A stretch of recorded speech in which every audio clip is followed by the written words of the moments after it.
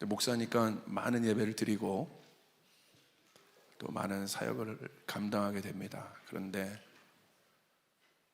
제 영이 막 반응할 때가 있어요. 그때 언제냐면 모든 사람들의 마음이 주님께 고장들 때요. 예수님의 모습이 이렇게 드러날 때 제 영이 그때 막 기뻐해요.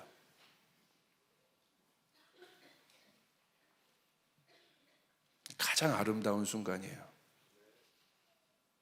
계시록 4장과 5장에 그 하늘의 예배가 있는데 하늘과 땅에 있는 모든 존재들이 그 영광의 예수의 이름 앞에 무릎 꿇고 그분께 모든 시선을 고정해서 그분을 높입니다. 이게 예배입니다.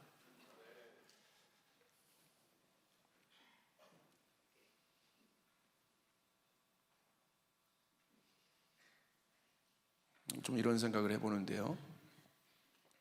마지막 때, 성경에 보면 마지막 때에 대한 이야기들이 있습니다. 마태복음 24장 여러분 한번 보시겠어요? 8절과 9절.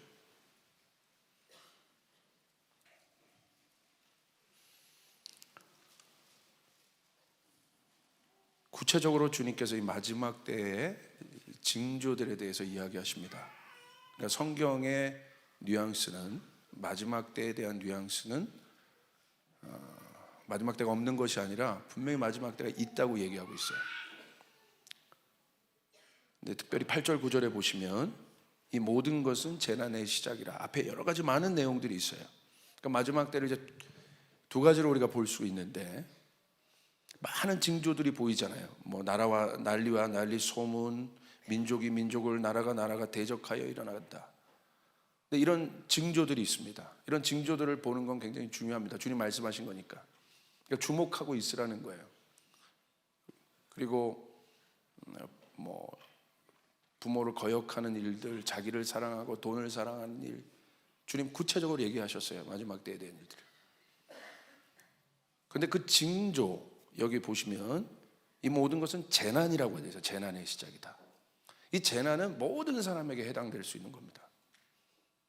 그런데 우리 성도들이 준비해야 될 게 있어요. 그게 바로 뭐냐면 9절입니다. 그때 사람들이 너희를 환난에 넘겨주겠으며 너희를 죽이리니 너희가 내 이름 때문에 모든 민족에게 미움을 받으리라. 이것은 재난이라고 이야기하고 있지 않습니다. 이것은 성도들에게 해당되는 얘기예요. 환난은 무엇입니까? 주님의 이름 때문에 핍박을 받는 때가 있다는 거예요. 이것이 재난과 달라요. 그러니까 성도들이 주님의 이름 때문에 핍박을 받을 때가 있다. 무시무시한 때입니다. 예. 우리 한국에서야 이렇게 편하게 우리가 신앙생활 하지만, 사실은 어떻게 우리 고목사님도 말씀하시지만 저희가 나가서 선교하는 지역들이 그렇게 쉬운 지역들은 아닙니다. 실제로 예수 믿는 것 때문에 핍박들이 있는 지역입니다. 환난이죠. 성경적 정의. 예수의 이름 때문에 내가 핍박을 받는 건 환난이라는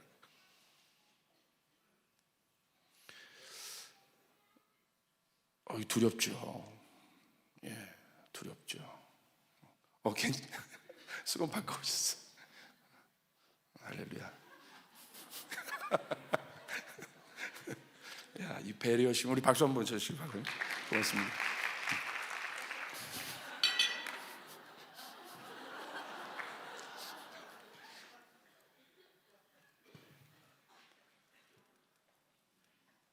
자, 이게 성경의 뉘앙스인데, 그럼 우리 어떤 자세를 갖고 살아가야 될까? 마지막 때. 그렇죠? 재난과 환난 분명히 있고, 성도들이 예수 믿기 어려운 시대 또 있잖아요. 그럼 우리 어떤 자세로 살아가기를 원하는가? 이것에 대한 답은 예수 그리스도이십니다. 예수님은 완벽한 신학이세요. Perfect theology.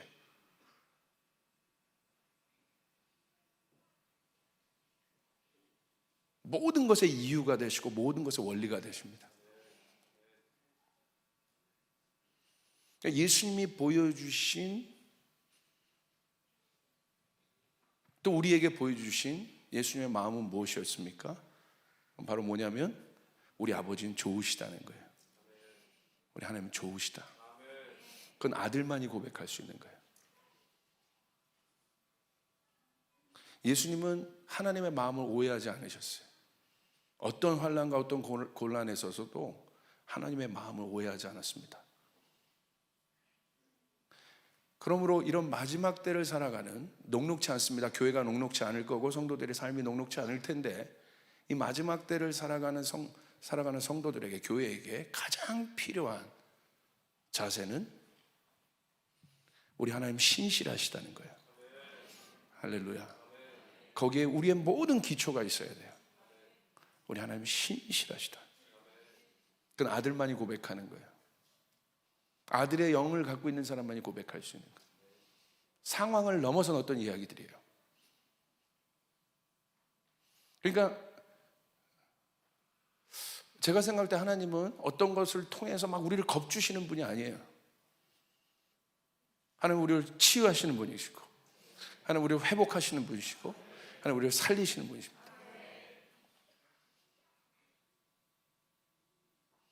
이것이 중요합니다.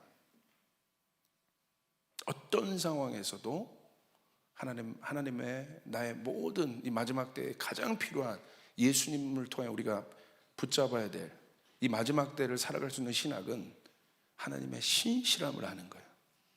하나님 신실하시다.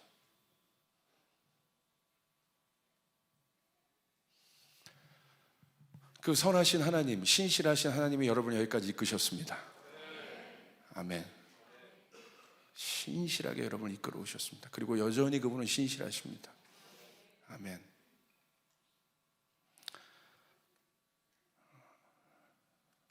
이 브레이크스루비 돌파인데, 여러분 저는 한 가지 좀 단서를 달고 좀 질문하고 싶습니다. 돌파인데 진정한 돌파는 뭐냐?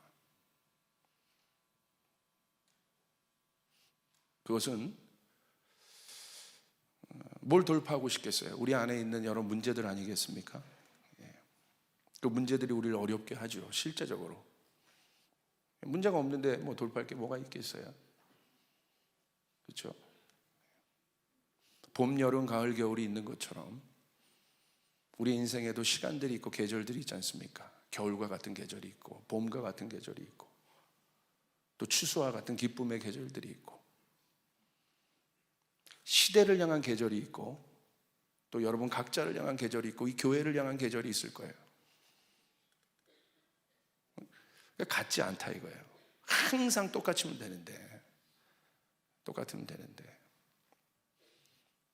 이번 한국 겨울은 춥더라고요. 그죠? 더 추운 것 같아요. 예측이 안 되잖아요. 이렇게. 그러니까 여러분 돌파라는 것은, 브레이크스루라는 것은 어떤 문제가 있기 때문에 그것을 뚫어내는데, 진정한 돌파는 어떤 문제 자체에 집중하는 것이 아니라 그 문제가 더 이상 내 삶에 영향력을 주지 않는 상태입니다. 문제가 없는 게 아니에요. 그 문제가 더 이상 내 삶에 영향력을 주지 않는 상태. 이게 다른 거예요. 내 육과 내 혼의 영역이 이 땅에 여러 묶임들로 인해서 내가 이렇게 실제적으로 갇혀 있을지라도 그것이 나에게 영향을 주지 않는 상태, 내 속 사람에게 영향을 주지 않는 상태.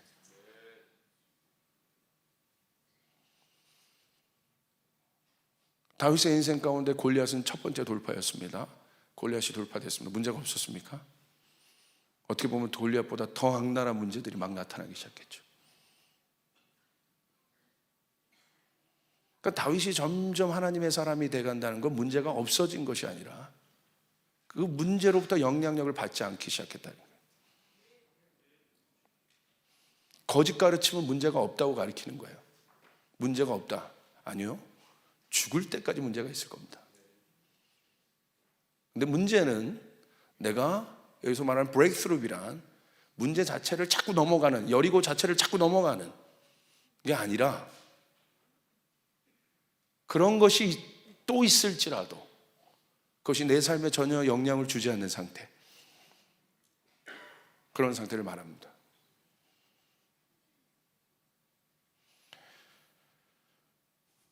왜 우리의 삶의 돌파가 필요하겠습니까? 그렇다면 본질적이에요. 눈에 보이는 어떤 돌파가 아니라 우리의 모든 것에 대한 것은 본질적인 이유들 때문에 그래요. 본질적으로 이 문제의 근원을 찾아봐야 돼요. 왜 우리의 삶에 문제가 생기기 시작했는지 뿌리를 알아야죠. 그것은 성경에서 찾아야 됩니다. 그 이유는 정확하게 성경이 얘기하고 있어요. 언제 인간의 삶 가운데 문제가 들어오기 시작했습니까? 인간이 걱정하고 근심하고 두려워하고 시기하고 질투하고 괴로워하고 살인하고 싶은 충동이 생기고, 이게 언제부터 생긴 겁니까? 정확하게 언제부터입니까? 죄가 들어온 이후부터. 그러므로 모든 문제의 본질적인 근원은 죄예요. 이거를 다루지 않고는 우리가 영원한 자유를 누릴 수 없어요. 굉장히 중요한 문제. 에덴 동산에 있었던 아담과 하와가 문제가 없었던 이유는 무엇입니까? 간단해요. 문제가 없으신 유일한 존재인 하나님과 하나 되었기 때문에 그래요. 그거 말고 이유가 없어요. 하나가 되었기 때문에. 이게 원래 하나님께서 인간을 지으신 인간의 모습입니다. 하나님과 하나 된 존재. 하나님의 여러 속성이 있습니다. 여러 속성이 있는데 그 중에 가장 본질적인 하나님 여호와 이레, 여호와 샬롬 여러 속성들이 있어요. 그러나 하나님에게 있어서, 우리가 하나님을 아는 데 있어서 가장 본질적인 하나님의 캐릭터는 뭐냐면 하나님은 한 분이시라는 거예요. 하나님은 하나시라는 거예요. 그것으로부터 모든 것이 출발됩니다. 이것을 아는 은혜가 우리 가운데 있어야 합니다. 하나님 한 분이시구나. 근데 여기서 말하는 하나님의 한 분이라는 속성은 이제 히브리어로 보면 에하드라고 하는데, 에하드. 숫자적인 하나가 아닙니다. 단수적인 하나가 아니에요. 넘버적인 하나가 아니에요.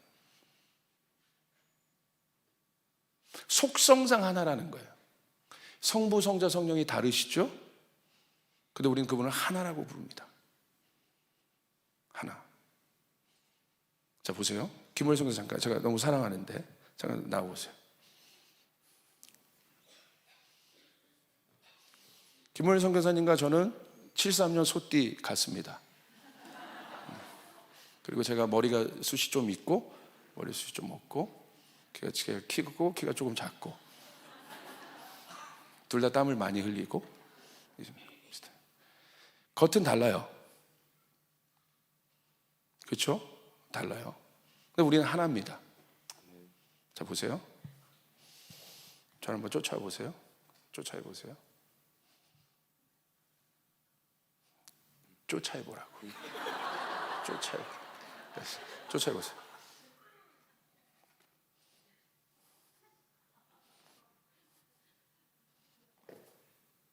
자, 뒤에서 저를 쫓아보세요.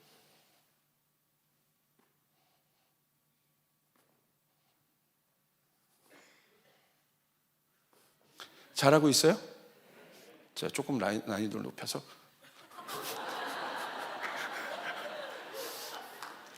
자, 어떻게 하고 있어야 돼요? 하나가 되려면 집중하고 있어야 돼요. 상대방에 대해서 완전히 집중하고 있어야 돼요. 그러니까 성부, 성자, 성령 이 세 분께서 서로를 향해서 온전한 하나됨을 지키기 위해, 속성상 하나된 그 하나됨을 지키기 위해 서로 얼마나 성숙하고 존중된 상태에서 서로 집중하고 있었겠습니까? 놀랍죠? 한눈을 팔 수가 없는 거예요.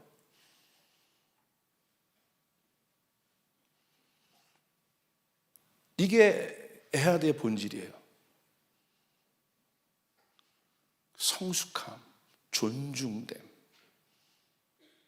속에 이루어지는 하나됨. 코이노니아는 사실 그것으로부터 온 캐릭터예요. 다양하지만 하나를 이루고 있는, 서로 다르지만 하나를 이루고 있는, 누가 봐도 하나인 것.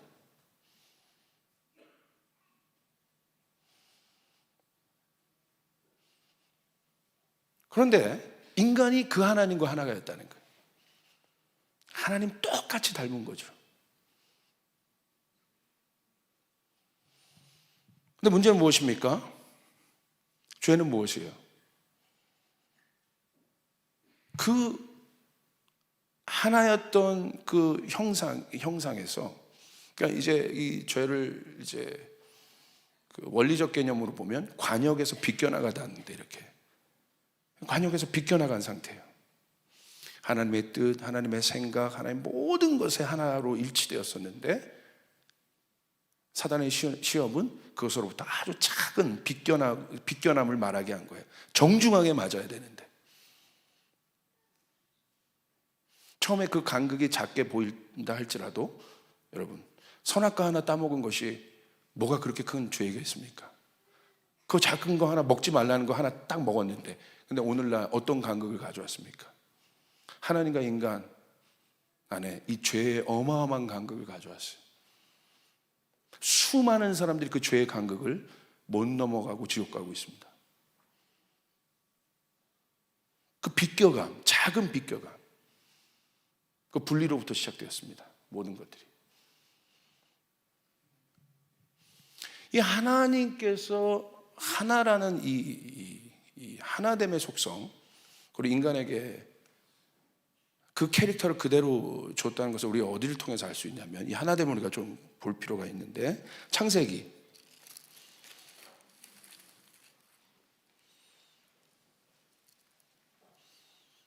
1장 27절 한번 보십시오.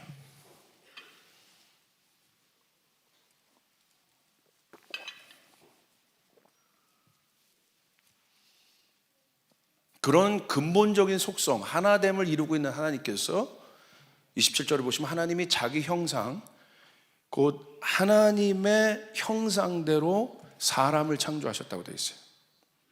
그러니까 하나님의 그 캐릭터가 담겨 있는 거예요. 뭐예요? 하나됨을 이루고 있는 캐릭터를 담아두신 거예요. 그게 하나님의 형상이에요. 근데 누구를 창조하셨어요? 남자와 여자를 창조하셨다. 남자 여자가 같지 않습니다. 근데 사람을 창조하셨는데 남자와 여자로 창조하셨다는 거예요. 이것이 굉장한 여기에 굉장히 영적인 창조의 원리들이 있습니다.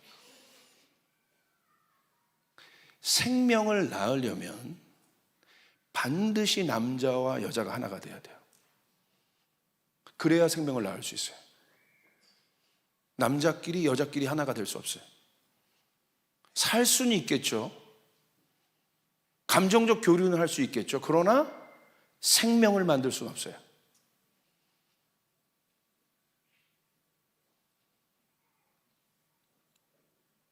이 하나님께서 이루신 하나됨 안에는 생명력이 있습니다. 이게 인간이라는 거예요. 인간을 지으시되 남자와 여자로 창조하셨다. 그러니까 인간은 이 말은 무슨 말이냐? 인간은 스스로 살 수 없는 존재라는 거예요. 인간 자체가, 인간의 속성 자체가 스스로 살 수 없는 존재라는 거예요. 남자와 여자, 그냥 인간이라는 사람이라는 것 안에 남자와 여자를 구분해서 둔 것은 바로 그 의미를 뜻합니다. 그래서 아담이 하와에게 이야기하지 않습니까? 내 뼈 중에 뼈고 내 살이다. 나와 같은 자라는 거예요. 이것은 우리가 아담과 하와의 이 두 캐릭터에서만 찾아볼 것이 아니라 하나님이 우리를 향하여서도 그 마음을 갖고 있는 거예요. 우리를 바라보시면서 너는 내 뼈 중에 뼈고 살 중에 살이다. 이것이 하나됨이라는 거예요. 하나님 우리를 그렇게 존귀하게 지으셨어요. 하나님께서 우리를 그렇게 존귀하게 창조하셨어요. 그러니까 인간 혼자 스스로 살 수 없는 존재. 인간이란 캐릭터 자체가. 그래서 누구를 구하게 됐어요? 함께함을.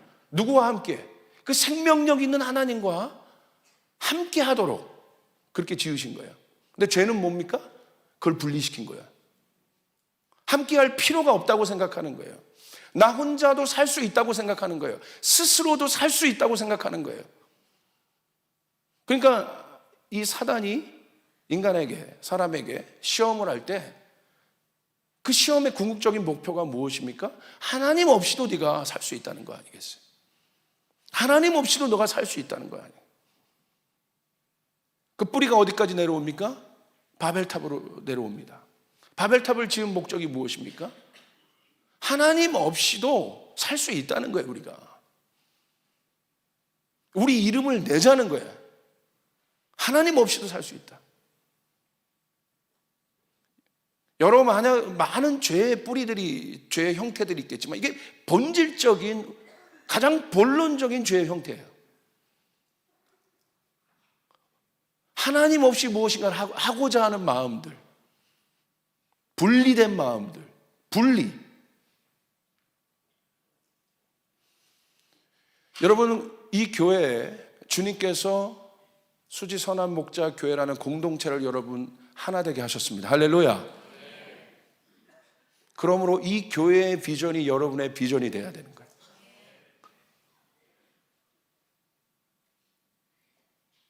목사님, 내 비전도 있고 저 비전 많은데요? 아니요.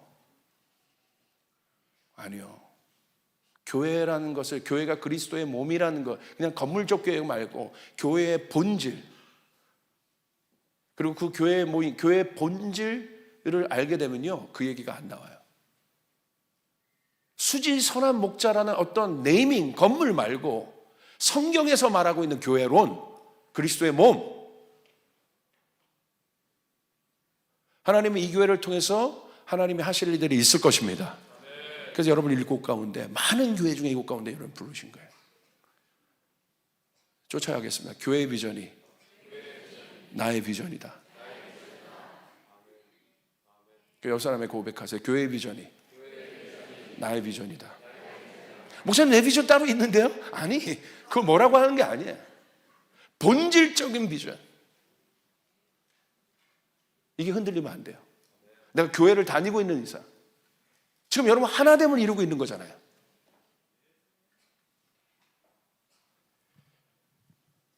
그러니까 인간, 이 죄의 본질의 뿌리는 무엇입니까? 분리라는 거예요. 분리. 계속 분리시키고자 하는 거예요. 그러니까 여러분 탕자도 보십시오. 분리하려고 하잖아요. 뭔가 스스로 하고자 하잖아요. 내 능력으로 할 수 있다는 거예요. 그것이 궁극적으로 인간이 꿈꾸고 있는 유토피아입니다. 하나님 없이도 할 수 있다는 거예요. 사랑을 이야기합니다. 세상은. 사랑이 왜 나빠요? 본질로 좋은 거죠. 그러나 without God, 하나님 없는 사랑. 평화를 얘기합니다. 평화가 왜 나쁩니까? Without God, 하나님 없는 평화. 화합을 얘기합니다. 왜 나쁩니까? 근데 어떤? Without God, 하나님 없는.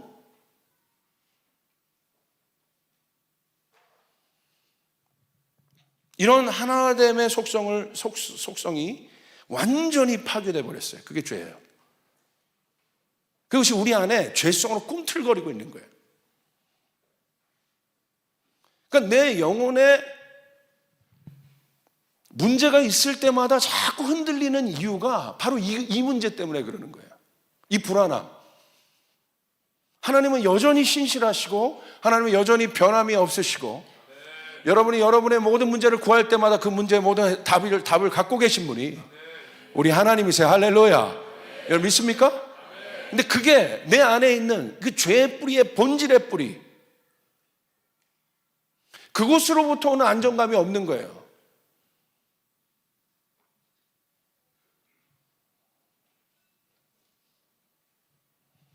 그래서 갈등이 생겨나고 분쟁과 시기, 살인, 질투, 더 크게 봐선 전쟁들이 일어나는 겁니다. 그 불안함.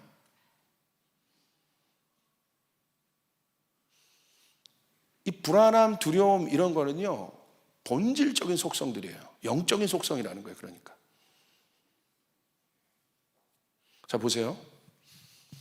아이가 이렇게 태어났어요. 이렇게 데리고 있지 않습니까? 희한하게 엄마 아빠 품에 있으면 이렇게 안정감을 누려요. 새근새근 잘 자요. 누가 가르쳐 준 것도 아닌데 뭔가 엄마 아빠 품을 떠나면 울기 시작해요.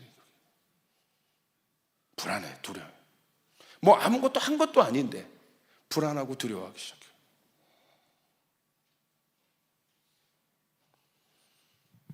왜 그럴까? 그것이 왜 그럴까? 우리 구체적으로 좀 이 부분에 대한 이해가 필요합니다. 사람은, 하나님 지으신 사람은 영, 혼, 육으로, 혹시 칠판이 없죠? 있나요? 영, 혼, 육으로 이렇게 만들어져 있는데, 자, 보세요. 정리를 좀 해볼 필요가 있어요. 영은 하나님께 반응해요. 하나님께. 혼은 지정의를 얘기합니다. 굉장히 중요해요, 이 부분. 육은 우리가 뭐 잘 아는 것처럼 이런 본능들이죠. 세상. 그러니까 영, 혼, 육이 있는데 혼을 가운데다 두고 실제적인 일들이 일어나요. 자, 보세요. 실제적으로 이 우리 안에 있는 이 혼의 영역, 지정의, 뭐 지성, 이성, 뭐 의지, 감정, 이 많은 영역들이 굉장히 중요한 영역이에요. 근데 구체적으로 내가 영에 속한 사람이 될 거냐, 내가 육에 속한 사람이 될 거냐는 이 혼이, 이 지정의가 어디에 더 민감하냐는 거예요. 왜냐하면 영도 보이진 않지만 영적인 세계에 반응하거든요. 그 감각들이 있어요. 그 감각들을 통해서 평강, 사랑, 뭐 이런 것들을, 하나님의 속성들, 천국의 속성들에 반응해요. 그런데 육은 세상 것들, 우리의 영혼을 파괴시키는 것들에 반응합니다. 그러니까 이제 세 종류의 사람이 있는 거죠. 아예 그냥 본능적으로 살아가는 사람도 있어요. 막 동물처럼 살아가는 사람들이 있어요. 동물과 사람이 이제 구분이 안 되는 사람도 있어요. 그냥 본능대로 하고 싶은 대로 그냥 하는 사람들. 세상의 가치관에 완전히 묶여서 사는 사람들. 근데 이 사람보다 조금 나은 사람들이 좀 혼적인 사람들이에요. 그래도 내가 조금 더 의롭게 살려고 하고, 그래도 좀 바르게 살려고 하고, 그래도 좀 이렇게 구분돼서 살려고 하고, 착하게 살려고 하고. 그러니까 우리가 실제적으로 신앙은 이 혼의 영역이 어떻게 경작되어 있느냐는 거예요. 실제적으로 우리가 생각, 이 두려움, 뭐 이런 것들이 생각과 마음에 이 지배를 하지 않습니까? 생각과 마음을 지배하지 않습니까? 그래서 막 실제적으로 답답하기도 하고, 뭔가 어렵기도 하고, 뭔가 불안하기도 하고, 이게 여기가 지배당하고 있는 거예요. 여기가.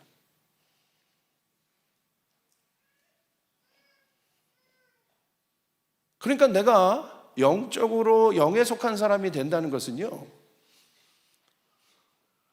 이 혼이, 이 사람은 육으로부터 반응하는 것에 이 혼이 계속해서 반응하기 때문에, 보세요. 마약하거나 술, 알코올 중독 이런 사람들이 정신이 제대로 된 사람 봤습니까? 정신이 제대로 된 사람이 없어요. 예. 생각을 제대로 합니까? 여기가 다 망가져 있어요. 감정도 그렇고 여기가 다 망가져 있어. 왜요? 육이, 그 본능이 여기를 망가뜨려 버린 거예요. 뭐 그러니까 상처받고 뭐 육 당연히 망가졌지만 이 안에 있는 것도 다 망가져 있는 거예요. 이거 참 어렵습니다. 완전 육과 이 혼에 지배하고 있는 사람. 그 무슨 말이에요? 이 혼의 영역이 육의 영역에 노출을 많이 받았다는 거예요. 육으로 경작이 되어 있다는 거예요. 그러니까 아무리 생각을 주님이 신실하시다, 선하시다, 이 혼의 영역, 감정, 생각, 마음 이런 영역들을 경작해 본 적이 없기 때문에 알아듣기는 알아들어요. 근데 변화는 없습니다. 다 튕겨내요. 하나님의 말씀이 들어갈 수가 없어요. 이 생각을 바꿀 수가 없어요. 왜? 여기에 익숙하게 경적되어 있기 때문에. 그러니까 이 혼이 육과 계속 하나 되려고 했어요. 그래서 성경은 이런 사람을 육에 속한 사람이에요. 고린도전서에 있는 것처럼, 고린도전서 2장에 있는 것처럼 신령한 자와 육에 속한 자들에 대해서 나누고 있는데, 그렇기 때문에 육에 속한 자는 신령한 자가 하는 일들을 알아들을 수가 없는 거예요. 알 수가 없는 거예요. 차원이 달라요. 깨달을 수도 없어요. 그 어마어마한 세계를 있다고 지식으로 아는 것과 그것을 믿음으로 아는 것은 다릅니다.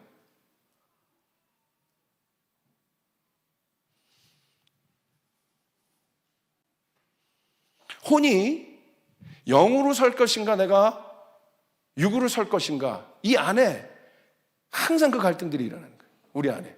그게 구체적으로 바울이 로마서 7장에 고민했던 부분들이에요. 내 안에 두 가지 마음들이.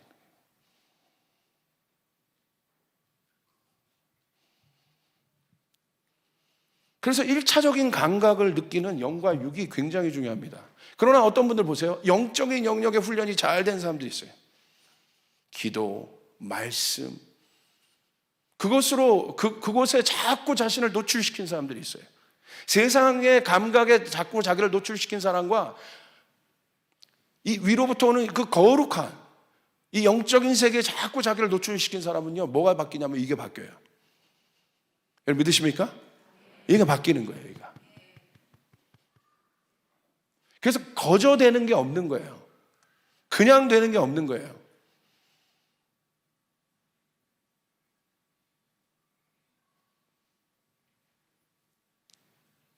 자, 보세요. 이것이 굉장히 실제적인 문제인데, 엘리야 보십시오. 갈멜산에서 굉장히 담대한 전투를 하지 않습니까? 그런데 그 다음 장면 보십시오. 완전히 탈진되어 있습니다. 그렇죠? 갈멜산에서 850대 1의 어마어마한 전쟁을 치룬 엘리야 보세요. 완전히 탈진되어 있어요. 그 다음에 그러니까 어떻게 합니까? 영이 쇠잔해진 거예요. 죽겠다고 하잖아요.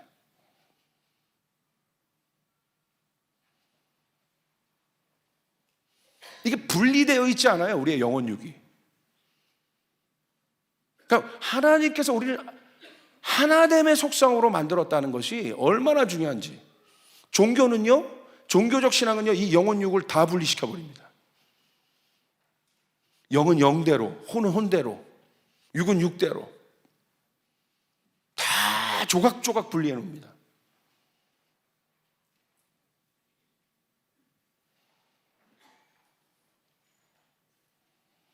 영이 약해져 있어서 그 엘리야가 죽겠다고 한탄하지 않습니까? 여러분, 실제적으로 여러분의 육이 지쳐 있을 때 이 영적인 어떤 것들을 끌어올리기가 굉장히 힘들 때가 있어요. 여러분 동의하십니까? 예. 좀 목회하면서도 그럴 때 있어요. 너무 지쳐 있을 때, 물론 내 감정과 의지는 주님을 향하고 있지만 입 하나 뻥끗하기 힘들 때, 그때요, 이게 뭔가 주님을 향한 내 마음과 이 모든 것들을 내가 끌어올린다는 게 굉장히 어려울 때가 있어요. 그게 뭐냐면 영이 지금 쇠잔해 있는 거예요.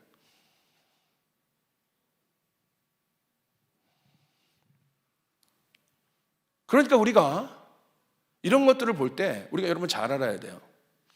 영이 여러분의 모든 삶을 지배해야 됩니다. 할렐루야.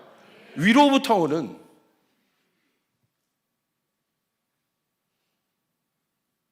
그게 원래 인간이라는 거예요. 그 코에 생기를 불어넣어서 생명이 되었다. 그러니까 성경에서 말하는 인간이란, 사람이란 육과 혼만 있는 껍데기가 아니라 하나님의 영이 들어가 있는 존재라는 거예요. 할렐루야. 그렇게 살도록 되어 있어요.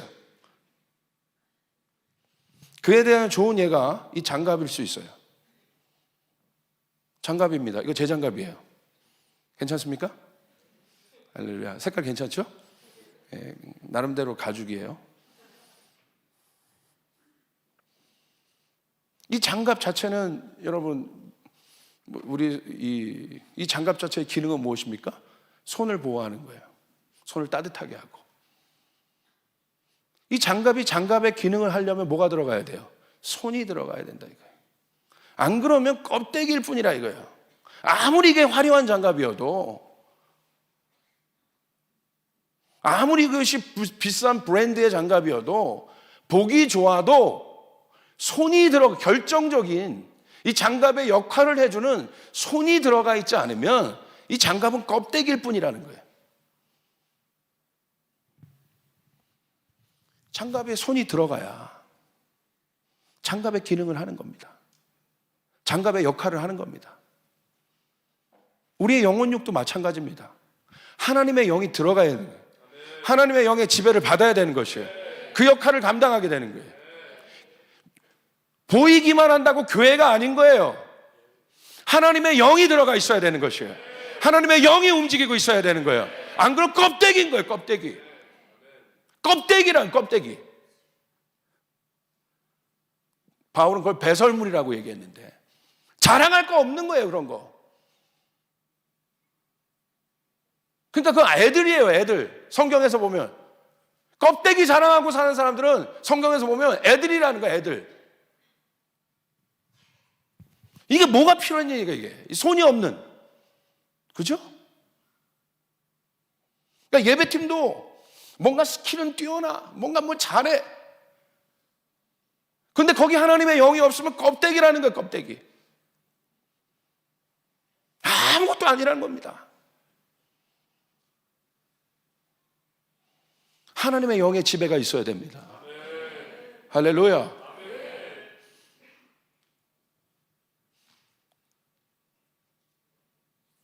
내가 이 영이 지배하고 있으면 뭐예요? 혼과 육이 정렬돼요. 이렇게 생각도 하나님처럼 생각합니다. 절대 부정적으로 생각하지 않습니다. 존중합니다. 어떤 상황에도 낭망하지 않습니다. 할렐루야. 마음에 두려움이 없어요. 두려울지라도 두렵지 않아요. 왜? 하나님의 영이 나를 지배하고 있기 때문에. 아멘. 이거예요. 노력으로 해결되는 게 아니야. 이 장갑이 난 노력해서 내가 스스로 움직여야지. 노력하자, 절하자 막. 사역자들도 마찬가지로 하나님의 영이 없는 사역은요. 보세요. 죄송합니다, 성교사님. 그냥 좀 이렇게 할게요. 자, 안수를 해. 껍데기래, 껍데기. 하나님의 영이 없는 껍데기만 놓인 게 이렇게. 여기는 어떤 능력도 나타나지 않는 거예요. 하나님의 영이 들어가 있어야 되는 것이에요. 하나님의 영이 지배하고 있어야 되는 것이에요. 여러분 이해되십니까? 설교도 마찬가지예요. 누가 이런 말하고 저런 말하고 막 우리를 지식적으로 감동하고 막 깨닫고. 여러분 깨달으려고 교회 와요? 깨달으려고 교회 오는 분. 깨달으려고 교회 오는 분들은 저기 가면 더 빨라요. 교회는 깨닫는 것이 아니라 깨달으려고 자아성찰하려고 오는 것이 아니라 교회는 하나님의 영이 움직이는 것이고 생명이 있는 곳이에요. 그것 때문에 오는 거예요. 깨달으려고 오는 게 아니에요. 얼마나 많은 설교 중독자들이 있는지 몰라요. 여기 갔다 저기 갔다. 그게 다 뭐예요? 혼적 신앙들이에요. 지식적 유의. 거기에 빠져 있어요. 영적인 세계를 뭔지 몰라. 영적인 세계를 경험하지 못했어요.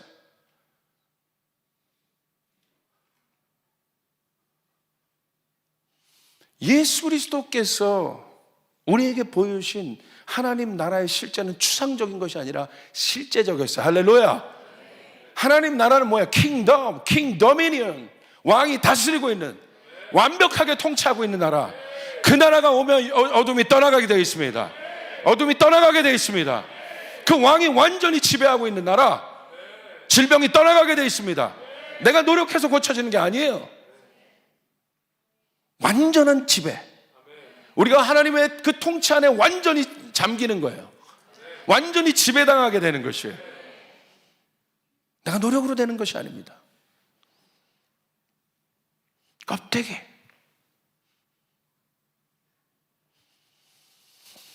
주님이 어느 날 기도하는데 이 장갑을 생각나게 하시면서 저를 돌아보게 됐어요. 무섭더라고요.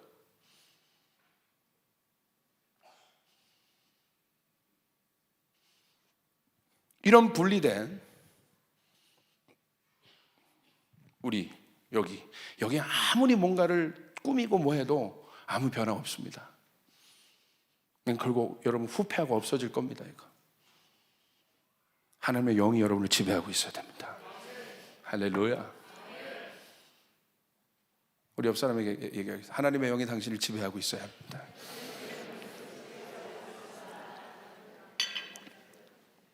하나님과 하나 된다는 것은 이렇게 실제적이라는 거예요. 하나님과 하나 된 건 이렇게 실제적이에요. 그러므로 부흥도 하나님이 시켜주시는 거예요. 걱정하지 마셔요. 재정도 하나님이 채워주시는 거예요. 걱정하지 마셔요. 하나님이 나를 지배하고 있다면 그것만 신경 써요. 우리 교회에 사람이 많이 오는 게 중요한 게 아니라, 아니요, 그것도 중요합니다. 그것도 중요해요. 이렇게 많이 와주셔서 감사합니다. 목요일 날 쉽지 않은데 여러분 격려합니다. 현대인들 요즘 너무 바쁘시, 다 직장 다니시죠? 할렐루야. 그 너무 귀하세요. 너무 감사해요. 이럴 때 목회자는 되게 힘나요.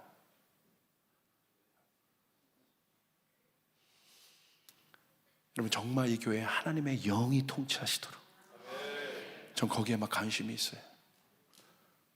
그게 저의 관심이에요. 하나님의 영이 움직이는, 인간이 자꾸 뭔가를 주물럭거리는 게 아니라 하나님의 영이 움직이고 있는, 하나님의 영이 움직여서 사람들을 터치하고 사람들을 만지고 라마나요처럼 들어오기만 해도 하나님의 치유가 일어나고 강력한 하나님의 영광과 임재가 있는 그런 거.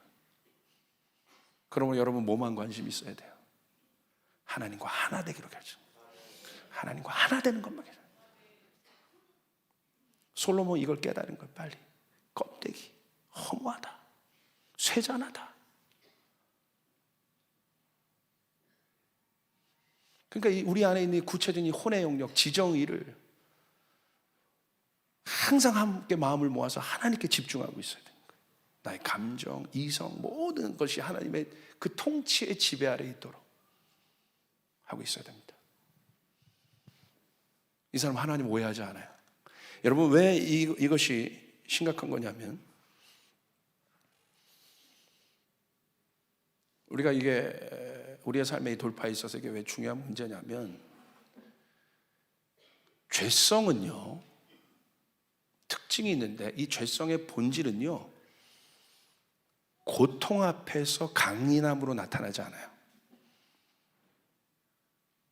고난과 고통의 문제 앞에서 이 죄성은요 연약하고 연약한 상태로 나타납니다.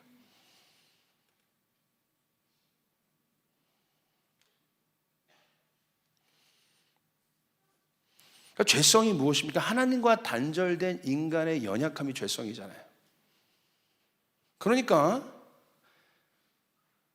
내가 죄인이라는 것을 인정한다라는 것은 어떤 말입니까? 내가 연약하다. 그 말은 내가 하나님이 필요하다, 그 뜻이거든요. 그러므로 죄가 있는 곳에 은혜가 있다는 이 말이 맞는 말인데, 그것을 먼저 보기 전에 이 죄성의 본질, 이 본질이 반드시 우리가 주님 앞에 해결돼야 되는 이유가 거기에 있는 것입니다. 그래서 우리의 영혼육이 쇠잔해지는 거예요. 두려워지고 답답해지고. 그런데 인간은요 이 쇠잔함과 이 연약함을 인정하기 싫어서, 처음 인간이 하나님 앞에 죄를 졌을 때 부끄러웠잖아요. 그것을 인정하기 싫어서, 그 두려워서 인간이 뭘 만들었습니까? 자신의 노력으로 가리는 옷들을 만들었지 않습니까? 무엇인가 노력해요. 그것을 그 앞에 그 문제 앞에 당당히 드러나지 않고 자꾸 숨으면서 그 문제를 자꾸 감추는 것입니다. 그 나뭇잎으로 만든 그 옷에 자기의 잘못과 수치와 두려움이 감춰질 수 있다고 믿는 것이 바로 인간의 어리석음이라는 거예요. 그 앞에 그냥 직면하면 되는데, 내가 죄인이라고 고백하면 되는데 안 그렇게 되는 것이죠. 제일 예수 믿기 어려운 사람들이, 그래서 여러분 어떤 사람들이 하면 착하게 사는 사람들이, 잘하는 것처럼. 그 속에 하나님을 찾을 만한 이유가 없습니다. 행위의 의의가 있습니다. 그게 바로 율법이 말하는 거예요. 행위. 우리가 행위로 우리의 잘못과 두려움들을 가릴 수 있습니까? 우리의 죄성을 가릴 수 있습니까? 가릴 수 없잖아요. 그런데 그거 하는 거죠. 그리고 그 자신이 노력한 행위만큼 자신이 의롭다고 느끼는 거예요. 그 정당화된 아편들을 맡고 있는 것이죠.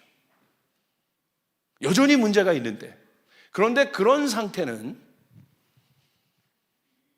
결국은 자신이 컨트롤할 수 없는 상황들이 옵니다. 그때 다 드러납니다.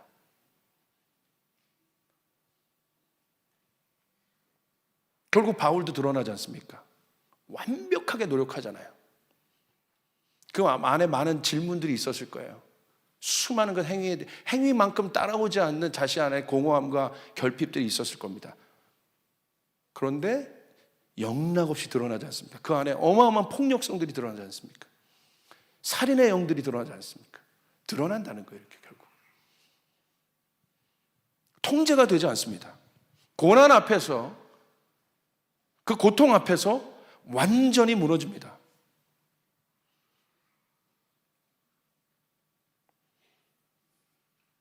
그 대표적인 예가 누굽니까? 출애굽을 막았던 바로왕 아니겠습니까? 자신의 힘을 계속 의지하고 있었죠. 그러나 결국 10가지 재앙을 통해서 완전히 무너지잖아요. 드러나잖아요. 통제가 안 돼요.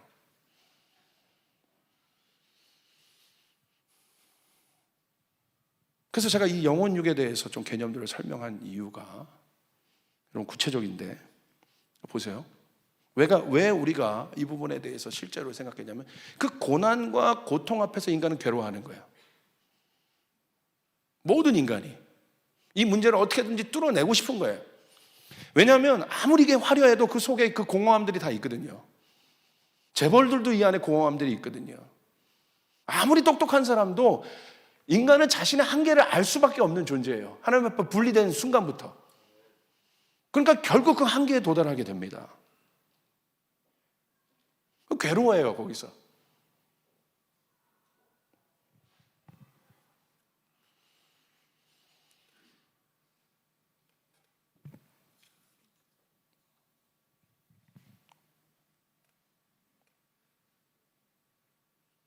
괴로움을 좋아하는 분들이 있을까요? 저는 문제가 힘든 게 왜 그러냐면 진짜 괴로워서 그래요. 내가 느끼는 괴로움은, 어려움은 진짜 괴로운 거예요. 그렇기 때문에 인간에게 있어서 가장 강력한 고통과 괴로움은 어떤 괴로움이냐면, 이 혼적인 영역의 괴로움이 아닙니다. 사실은 육체적인 괴로움이에요. 이 영적인 영역은 굉장히 기쁨 가운데, 이 소망 가운데 있을 수 있지만, 이게 완전히 무너진 상태는 결국 마지막은 육이 괴롭게 돼 있는 거예요. 여러분 임종 직전에 사람 보십시오. 뭐가 괴로워요? 진짜 육이 괴로운 거예요. 이 몸뚱아리가 괴로운 거예요. 그래서 고통은 추상적이지 않아요. 고통은 실제적이에요. 인간이 죄를 통해 받았던 고통, 수치심과 모멸감들은 추상적이지 않아요. 실제예요.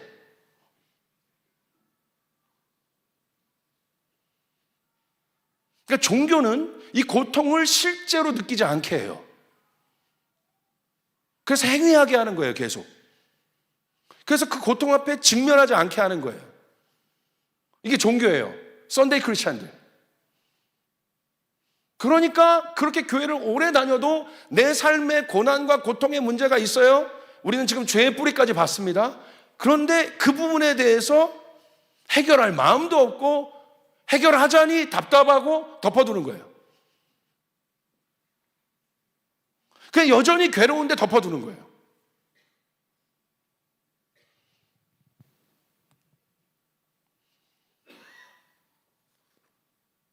그러므로 마지막 때의 고통은, 실제적인 고통은, 예수님도 보십시오. 예수님이 당한 고통은요, 실제였어요. 어디에 당하셨습니까? 육에 당한 거예요, 육에. 실제적으로 육신에 당하신 고통. 추상적이지 않다는 거예요. 하나님의 말씀이 육신이 되었다고 되어 있습니다, 요한복음에. 그러니까 하나님의 말씀은 우리의 문제에 대해서 추상적이지 않아요. 하나님의 말씀은 우리의 문제에 대해서 실제적이에요. 이해되십니까? 그러나 종교적인 메시지를 보면 이게 추상적인 거예요. 뭔가 들었는데 여기서는 뭐 깨달아진 것 같은데 아무런 변화를 가져오지 않아요. 뭔가 깨달았는데 변화는 가져오지 않아. 그러나 영적인 말씀은 깨달음을 넘어버립니다. 우리의 삶 가운데 변화를 가져옵니다. 할렐루야. 깨달았는데 변화는 없는 거야.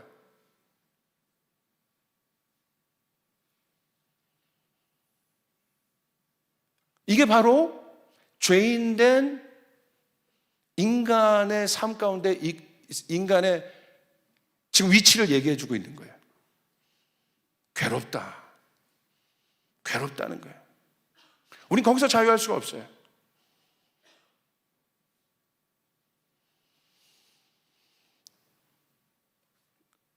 내가 당하고 있는 고통이 크든 작든 나에게 어렵다면 그것은 힘든 문제죠. 보세요.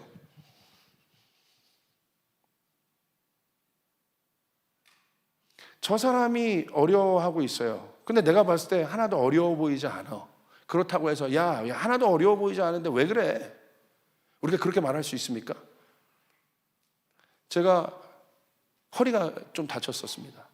그래서 2달 동안 막 침대에 거의 막 누워있다 한 적이 있어요. 진짜 답답하더라고요. 샤워하는데요, 제가 좀 활동적인 사람인데 샤워하는데 그냥 거의 얼굴도 제대로 씻을 수 없고, 어느 날 제가 샤워하는데 이렇게 하고 저렇게 하고 하는데 서러워서 눈물이 나더라고요. 이 허리 하나를 못 굽어가지고 샤워하는데 이게 너무 고통. 그러니까 지나가는 애들이 막 이렇게 뛰어다니는 것만 봐도 막 부럽고, 딴 게 부러운 게 아니었어. 야, 저렇게 막 달리기만 해도 좋겠다 막 이렇게. 저는 근데 제가 이렇게 실제적으로 이렇게 겉으로 보기에는 괜찮은데 막 아프거든 나는. 내가 당하고 있는 고통. 근데 저희 아내가 여보 빨리빨리 일어나, 왜 그렇게 엄살 부려? 죽여버리고 싶은 거예요. 할렐루야. 네가 알아?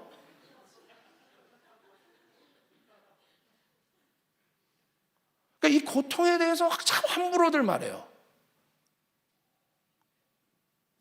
교회가 종교적이 되면요, 이 고통을 함부로 다뤄요.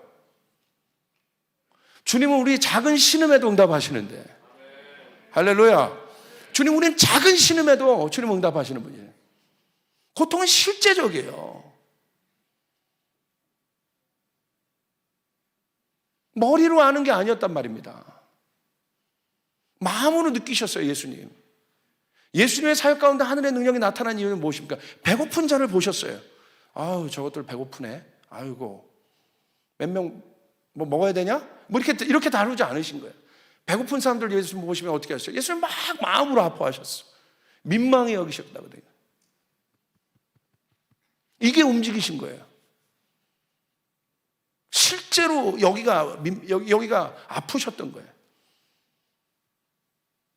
그곳에 하늘의 능력이 쏟아졌습니다. 머리가 아니라. 5,000명이 못 먹고 있다.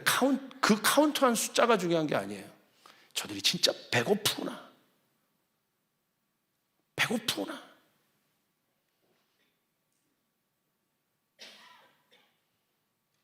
나사로가 죽는 것을 보고 예수님 진짜 아파하셨어요. 우셨어요. 죽을 애가 죽었어. 이러지 않으신 거예요. 예수님 말씀하신 거예요. 예수님 기적이 어디로부터 온 겁니까? 머리로 나사로가 언제 죽을 때 분석하셨습니까? 여기가 움직여요. 이 하트가 같이 고통스러워하신 거예요.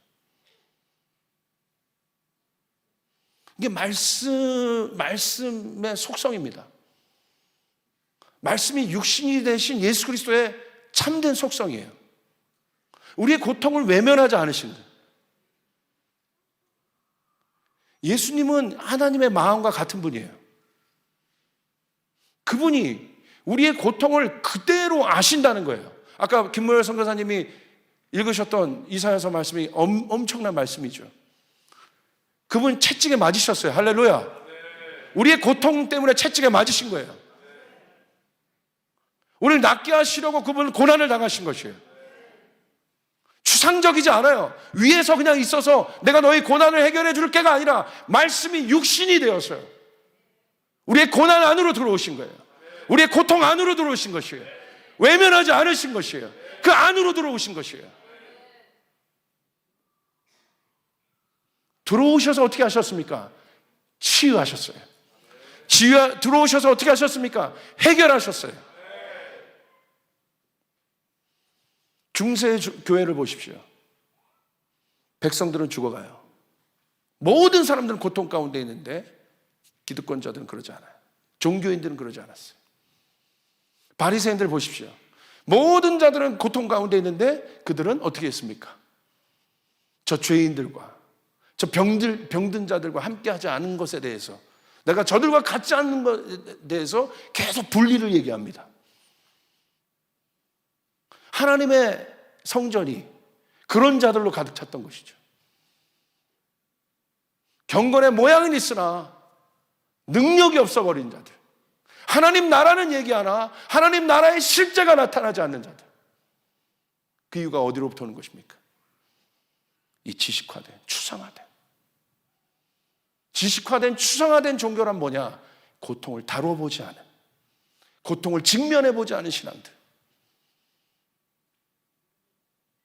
그러니까 이런 말씀 전하면 이 죄의 원리, 또 영적 원리들 전하면 성도들이 싫어할까봐, 아플까봐 안전하는 거예요.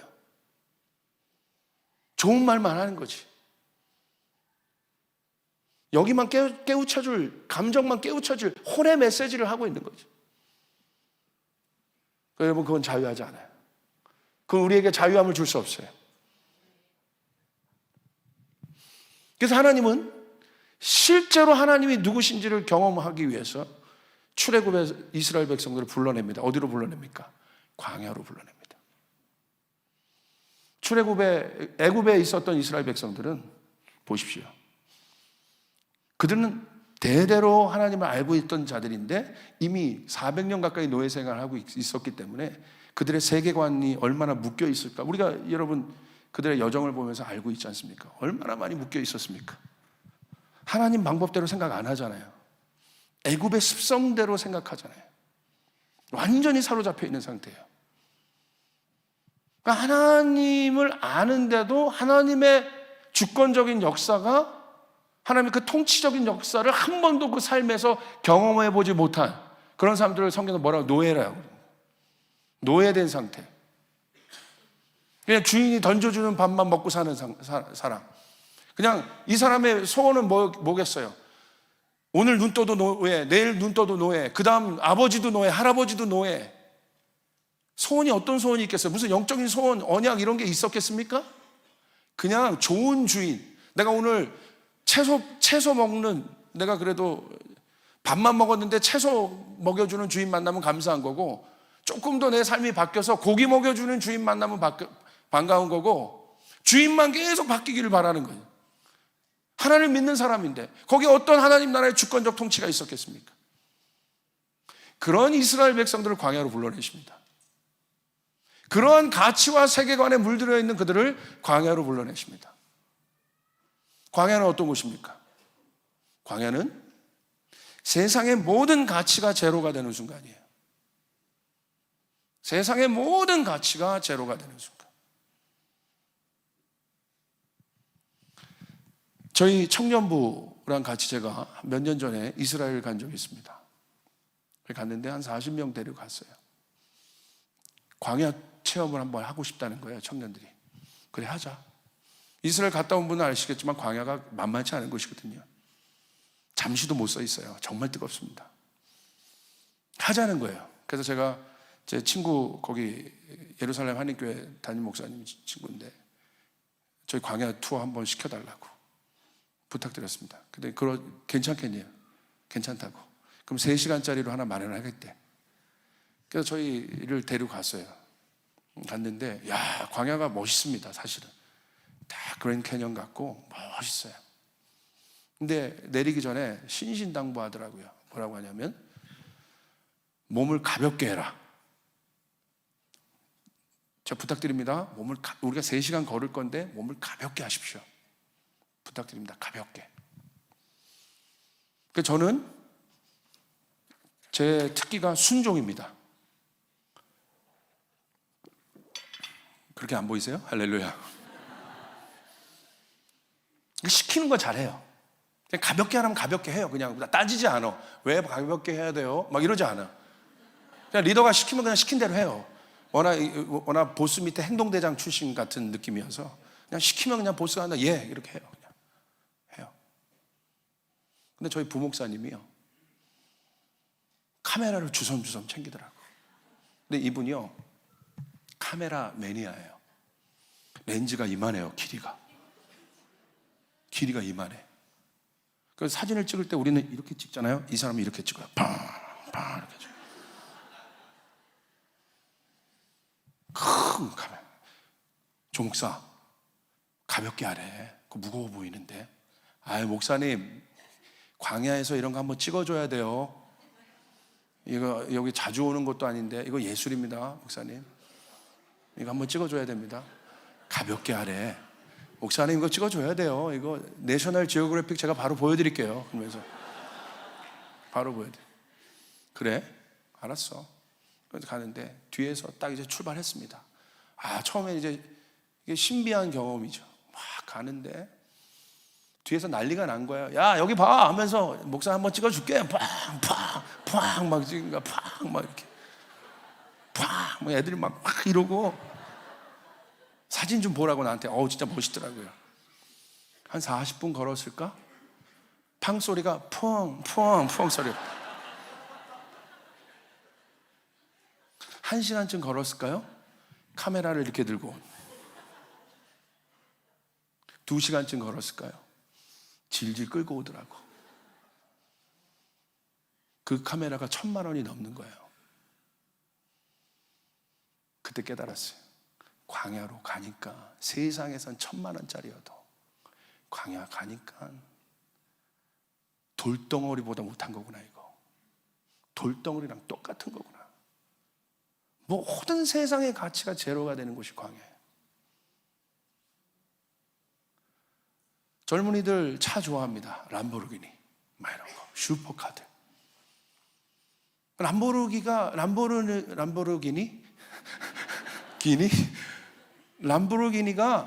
자기야 곧. 왜냐하면 세상에 만들어 온 람보르기니의 가치가 있어요. 성공, 출세, 금수저 가치가 있어요. 그래서 홍대, 저희 교회 가까운데 젊은이에 대한 마음이 있어요. 홍대 같은 데 보면 그런 차가 한번 뜹니다. 다 람보르기니 같은 게 떠요. 그러면 이제 소리가 달라요. 왕. 그럼 사람들이 막 쳐다봐요. 막 여자애들이 막 나고 람보르기니 막 하면서 이렇게 막 사진 찍고 막 난리가 나요. 막 이렇게. 그럼 거기서 걔는 괜히 음악 크게 틀고 둥탕 막 크게 틀고 더 밟아요. 더 막 집중시키는 것 같아. 그러니까 저는 그게 그렇게 들려요. 웅웅이 나야 이게 바로 나야 나를 봐 나야 막 이렇게 들려.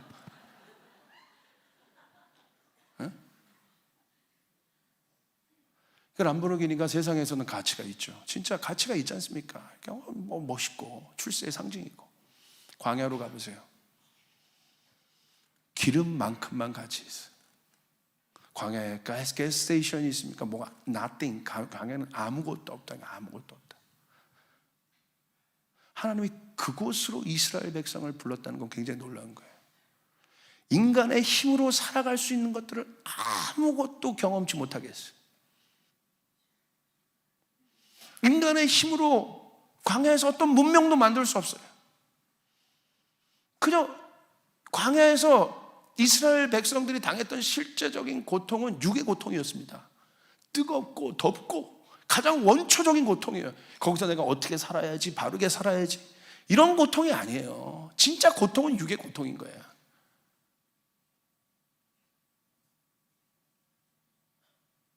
거기서 내가 광야에서 막 그렇게 생각하는 사람이 있어요?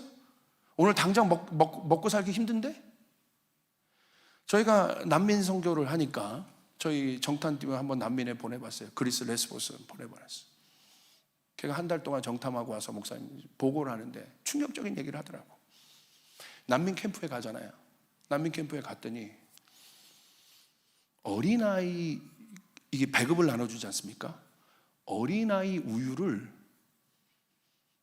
저기 윤성철 목사님 같이 번듯하게 학자같이 생긴, 고성준 목사님 같이 저렇게 생긴 저런 분들이, 할렐루야, 어린아이 우유를 뺏어 먹고 있더래.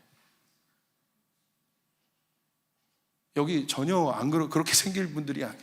왜냐하면 난민 캠프는 그냥 생존만 있는 곳이잖아요. 거기에 뭐가 있겠습니까? 그러니까 사람이 단순해지는 거야. 군대 가면 단순해지듯이. 군대 가면요, 군복만 입혀놓으면 남자들은 내가 변호사건 뭐 사회 지휘가 있건 뭐하건, 제가 방위 와서 잘 알거든요. 그분들 제가 훈련시켰어요. 할렐루야. 제가 분명히 장교 훈련하려고 모였는데 이분들 제가 직업을 다 알아요. 막 의사하고 막 영명명인데 군대만 이뤄놓으면 그냥 모자 삐딱하게 쓰고 여자 맞으면 와호 막 이러면서, 왜 그러나 모르겠어요. 이게 말도 막 거칠어지고 막. 거기 가니까 그냥 본능만. 그러니까 왜 그 아이 우유를 뺏어 먹냐면 내가 우유 먹고 싶다는 거 하나예요. 그래도 어른인데 양보해야지. 왜 내가 양보하냐는 거예요, 얘한테. 내가 지금 우유 먹고 싶은데. 이러한 실제적인 인간이 마지막 보일 수 있는 본능들입니다. 거기에 무슨 똑똑하고 거기 뭐 아무것도 소용없다 이거예요. 거기. 그런 광야로 부른 거예요, 하나님이 이스라엘 백성을.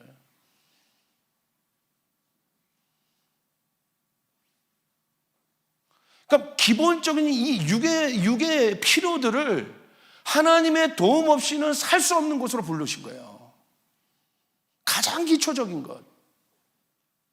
어린아이가 뭔가를 생각합니까? 뭔가를 깨달아서 아버지를 기쁘게 합니까? 그러지 않잖아요. 그냥 어린아이는 전적으로 아버지가, 어머니가 도와야 돼, 돌봐야 돼.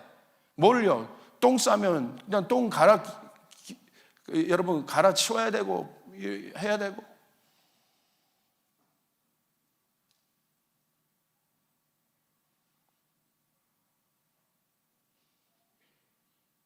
제가 이런 말을 좀 해야 될지는 모르겠는데, 교회는요 선교단체랑 달라요. 선교단체는 특별한 목적을 가지고 모였어요, 하나님 앞에. 그러니까 굉장히 어떤 파워가 있고 능력이 있어요. 그 특공대 같아요. 근데 교회를 선교단체로 보면 안 돼요. 교회 보십시오. 처음부터 들어오자마자 선교하겠다고 그래요? 어떤 사람 여러분 전도했는데 오늘 한번 예배, 나는 선교 갈 거야 이래? 어떻게 합니까? 예수님 아무것도, 영적으로 보면 기적이 차고 있는 거 아니야. 그 기적이 차고 있는 거, 똥기적이 갈아 끼우고 여러분하고 얼마나 많이 그 여기 다 자녀 키우신 분, 다 자녀 키우셨잖아요. 할렐루야. 오늘 여러분의 자녀가 지가 큰 줄 알죠? 여러분 여기 다 효대아들만 있네. 벌써 내 딸은 지가 큰 줄 알고 뭐 아빠 모르면 잠자코 있어. 벌써 얼마나 얘를 키우기 위해서 노력하고 여러분이 밤잠 못 자고 돌보고 아프면 돌보고 똥기저 키우고 조금 이제 걷기도 냅두고 생각하면 학교 보내주고 얼마나 돌봅니까? 얼마나 돌봐요? 그렇게 해서 키워놓고 보내는 거야, 이게 교회예요. 아멘. 이게 교회예요. 선교단체는 이미 키워진 사람이 가는 거고. 그러니까 뭐가 중요합니까? 모판이 중요한 거야. 이 모판이 무너지면 안 돼요. 이 모판이 살아있어야 돼요.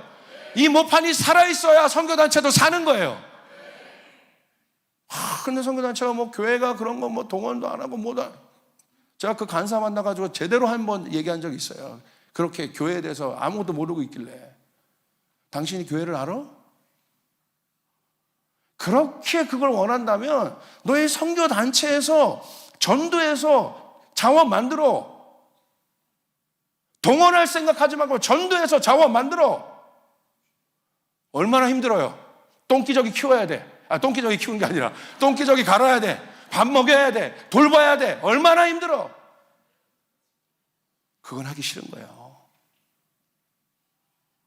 교회가 그걸 다 했는데, 그래서 이제 장성에서 군대 보낼만 해서 이렇게 파송했는데 그거 모르는 거야. 그랬더니 그분이 한 번도 이런 얘기를 들어본 적이 없나 봐. 그렇습니까?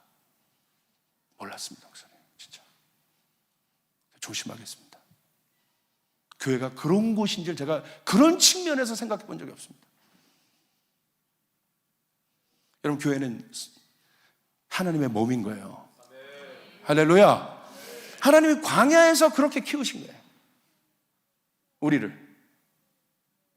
그러므로 광야는 어떤 곳이에요? 미르바라고 하나님의 말씀이 들리는 것이에요. 인간의 모든 힘이 제로가 된 그 상태에 하나님의 말씀이 들리기 전에. 그 하나님의 말씀이 뭐예요? 우리를 먹이시고, 할렐루야! 우리 하나님 좋으신 하나님이라는 걸 보여주신 거야. 근본적으로 우리를 돌보시고, 우리를 보살피시고, 우리를 먹이시고, 우리를 채우시는 그 근본적인 하나님, 좋으신 하나님을 보이신 것이에요. 그 하나님이 우리 하나님이십니다. 돌보시고, 추우면 춥지 않게, 더우면 덥지 않게. 여러분, 건물 지으면 뭐만 해결되면 돼요? 빛이랑 춥고 덥고만 해결되면 되잖아요. 그것만 해결되면 살 수 있잖아요, 인간이. 그래도 춥고 덥고만 해결되고, 최소한 내가 먹을 거 하나만 있으면 내가 잘 살진 못해도 그래도 살잖아요.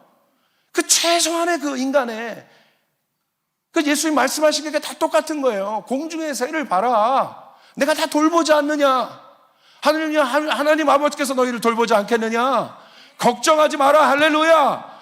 그 하나님 우리 하나님이시라는 거예요. 그 광야에서 하나님 말씀하시는 거예요, 이스라엘 백성들에게. 그렇게 자기 혼자 살아가겠다고 한 그 노예와 같은 그들에게 하나님 말씀하신 거예요. 뭘 말씀하셨어요? 계명을 주시면서 나는 너희 하나님이고 너희는 나의 자녀들이다. 이게 핵심입니다. 이게 광야의 핵심된 메시지예요. 하나님 나의 아버지시고, 이스라엘아 너는 나의 자녀고 나는 너의 아버지다. 나는 너의 아버지다. 다 주시고 공급하시고 채우시고. 그 나의 삶을, 가장 기초된 나의 삶을 마련해 주신 그분과의 연합, 무엇이 두렵겠습니까? 무엇이 두렵겠습니까? 내가 있던 것이 없어진들 무엇이 두렵겠습니까? 두려울 필요가 없는 거요. 아멘. 저희 교회도 주님께서 좋은 교회를 주셔서 아름답게 했어요. 너무. 근데 거기에 내가 보니까 아웅다웅할 필요가 없어. 없어져도 돼. 무엇이, 내가 하나님이 있으면 되는 것이에요. 하나님은 주시기도 하시고 가져가실 수도 있는 분이에요. 내가 하나님을 소유하고 있는 것이에요. 그 하나님은 나에게 좋으신 하나님이래. 뭐가 두렵냐 이게. 뭐가 아무도 두려울 것이 없다. 그분과의 하나.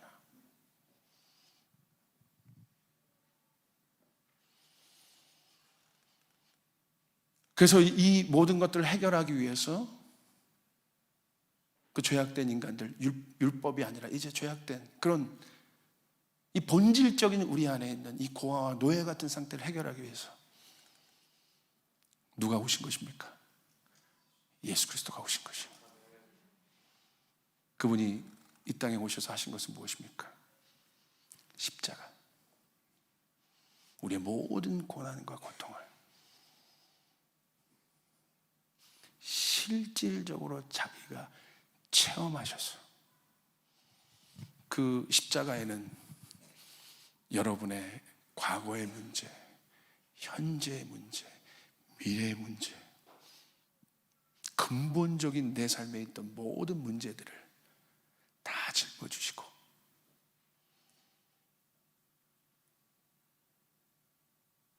그분이 친히 고통을 당하심으로 여기 있는 목사, 제가 목사를 하면서도요, 겉은 거룩하게 보이지만 아닌가요? 속은요 무서울 때가 많아요. 내 안에 무서운 음란, 두려움, 간음은 아니죠. 두려움, 탐욕 이런 것들을 막 볼 때마다 깜짝깜짝 놀라요. 어디서 해결하겠어요? 장로님 부를까요? 상담가 찾아갈까요? 내 영혼을 좀먹는 성도들 사랑하고 싶은데 그렇지 못하는 마음들 누구에게 토론할까요? 어디에요?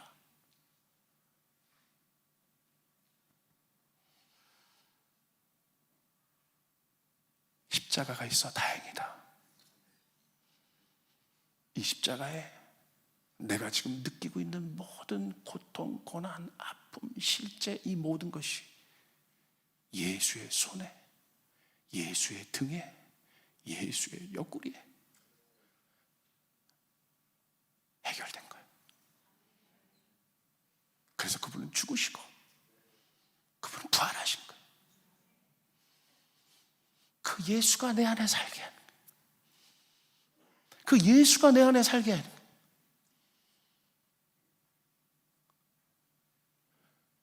그래서 그것을 깨달은 사람이 이제 아는 거예요. 아무리 노력하고 뭐 한다고 해서 내가 본질적으로 변할 수 없다는 사실을 이제 알아요. 이 근본적인 이 고통의 문제를 내가 노력해서 해결할 수 없다는 걸 알아요. 이건 존재적인 문제인 거예요. 그러므로 바울이 그것 때문에 괴로웠는데 바울이 깨달은 거예요. 괴롭다.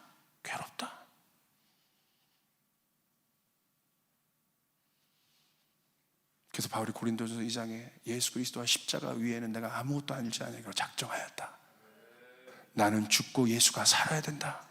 세례 안의 고백이고, 그때 이때 여러분 보세요. 이 존재적인 변화는 돼지가 아무리 노력한다고 해서 개가 될 수 있어요? 개가 아무리 노력한들 돼지가 될 수 있습니까? 이게 니고데모의 고민이에요. 될 수 없다 이거야. 거듭나야 한다. 거듭나는 길은 십자가 신앙이 내 안에 들어오는 것이에요. 존재적으로부터 내가 자유케 되는 것. 할렐루야! 이 십자가 복음이 내 안에 살아요.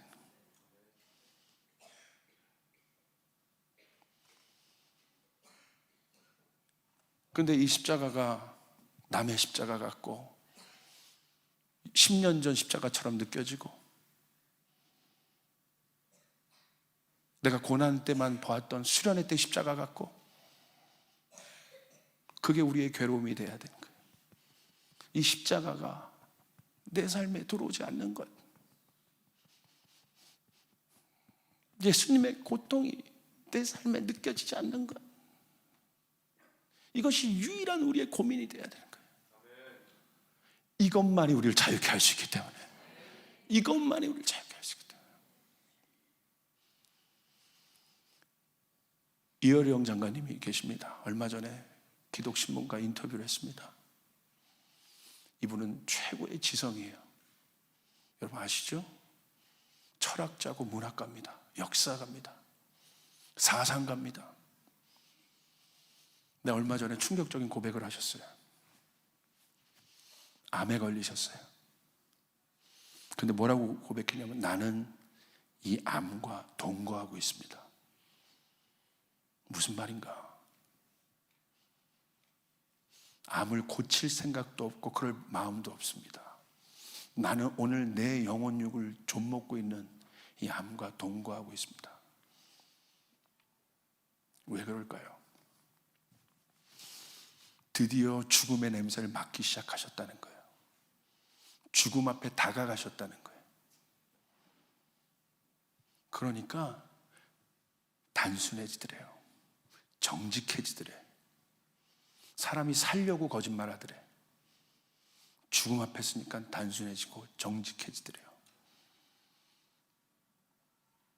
그러면서 놀라운 고백을 하시더라고요. 이어령 장관님이 이어령 장관님에게 소중한 존재가 누구였냐면 딸 이미라 목사였습니다. 여러분, 이미라 목사님의 삶을 아십니까?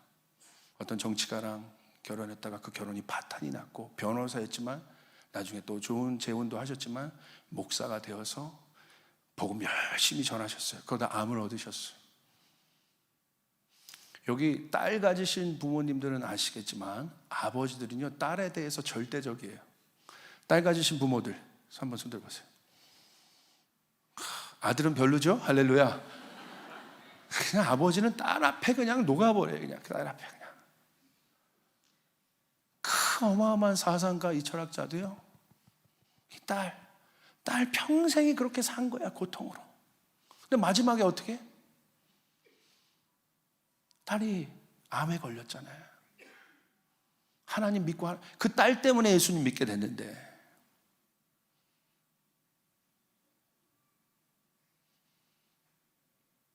근데 이걸 반추하시더라고요. 자기 암을 보면서. 내 딸이 죽음 앞에서, 이 암 앞에서 내 딸은 자유로웠다. 내 딸은 기뻐했다.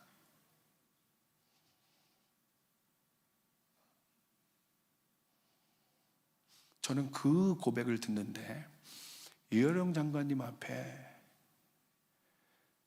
하나님에 대한 그 실존에 대해서 고민했던 사람이니까, 철학가니까, 이어령 장관님한테 딸은 전부인데 딸이 믿고 있는 하나님, 그 하나님이 이 딸을 그렇게 암도 주고 가정도 파탄시키고 이렇게 그 삶을 허락한 거에 대한 의문이 있었을 것 같아요. 하나님에 대한.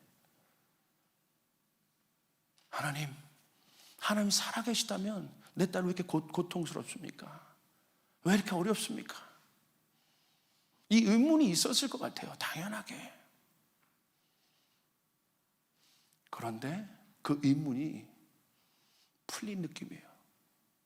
제가 그 인터뷰를 보면서, 이건 제 해석입니다. 자기가 죽음하는데 이제 그 죽음, 딸이 느꼈던 그 실존적인 죽음 앞에 자기도 있는 거죠. 그 앞에서 딸이 느꼈던 자유함을 느끼고 있는 거예요. 나는 오늘부터 진짜 신앙생활을 하고 있습니다. 나는 진짜 기쁩니다. 할렐루야. 이분의 간증을 통해 저는 수많은 사람들, 그 영역에 그 높으신 분들 많이 돌아올 것 같아요. 이 허무한 그 고민 가운데 있는 분들 많이 돌아오실 것 같아요. 여러분 보십시오. 진정한 돌파, 십자가를 만난 돌파는 바로 이런 것입니다. 스데반의 죽음, 바깥에서 볼 때 이미라 목사의 죽음은 개죽음 같은 것이었어요. 개죽음이죠. 그렇게 마지막까지 그렇게 복음 전하면 좀 잘 살다 가야지. 그런데 끝까지 암과 투쟁하지만 기쁨을 잃지 않는, 뭔가 할 수 없는, 세상이 이해할 수 없는 그 존재적인 기쁨을 보여준 거예요. 스데반은 어떻습니까? 돌 맞아 죽었는데 어떻게 했습니까? 웃었어요. 그 존재적인 기쁨을 보여줬어요.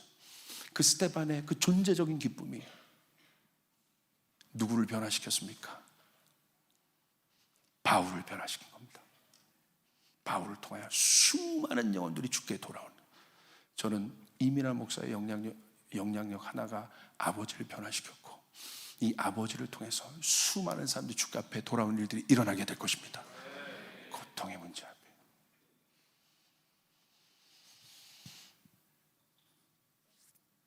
어떻게 십자가의 사랑을 안다? 결국 이 십자가가 우리를 모든 것에서 자유케 하는 것인데, 십자가의 사랑을 안다는 게 무엇일까요? 십자가를 알면 어떤 일이 일어날까요?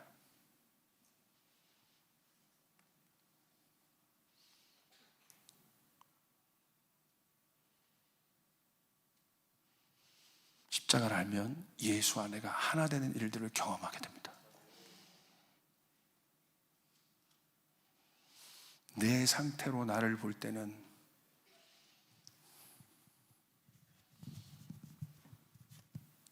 쓰레기 같은 육의 모습이 있지만 주님이 직접 이 육 안으로 들어오셔서 육의 모든 저주를 가지시고 그분이 죽고, 지금 우리가 십자가를 안다는 건 뭐냐? 죽으시고 인류 모든 육의 고통들을 가지고 죽으시고 이 껍질을 벗으시고 그분은 온전히 부활되셨어요.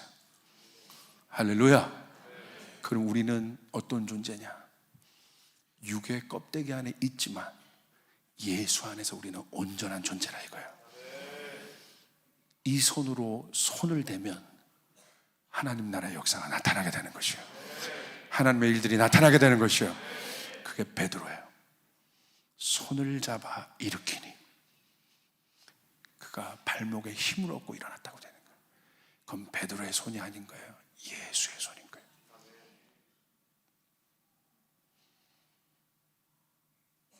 오늘 그 사랑이 여러분 가운데 있길 바랍니다. 그 십자가로부터 오는 그 존재적인 기쁨이 우리 안에 있길 바랍니다. 예수면 됩니다. 십자가면 됩니다. 십자가를 자랑하세요. 십자가를 마음에 새기세요. 십자가 뿌립니다. 오직 십자가 뿌립니다. 십자가에서 내가 죽으면 예수가 살게 돼 있어요. 예수가 살면 하나님의 영이 충만하게 돼 있어요. 예수가 살면 내가 죽고 예수가 살면 성령이 이 가운데 충만하게 돼 있어요. 우린 그것만 고백하면 되는 것이에요. 나는 죽고 예수만 살면 되는 것이에요. 나는 죽고 예수만 살면 되는 것이에요. 그러기 위해서 어디로 가야 돼요? 십자가 앞으로 가야 돼요. 그러기 위해서는 이 십자가는 우리의 모든, 우리가 당하고 있는 고난, 고통의 모든 문제들의 모든 오해가 풀어지는 곳이에요. 제가 교회를 개척하고 한 3년 정도 지났을 때 주님이 어떤 건물을 가게 하셨어요. 나이트클럽이었어요. 나이트클럽을 저희가 얻었습니다. 400평 정도 되는 나이트클럽을 교회로 바꾸니까 참 좋았습니다. 왜냐하면 룸이 19개가 나왔어요. 소그룹실이 해결됐습니다. 통성기도 마음껏 할 수 있습니다. 방음이 돼 있고요. 기본적으로 무대가 있습니다. 돈도 아무것도 없었어. 하나님께서 주신 거예요. 그러니까 어느 날 막 예배하고 있는데 한 50대 아저씨가 찾아오더니, 여기가 그 고양시에서 유명한 술집이었거든요. 거기가 깜짝 놀라더라고요. 여기가 자기가 2차로 왔는데 교회가 됐다고 하니까 깜짝 놀라시더라고요.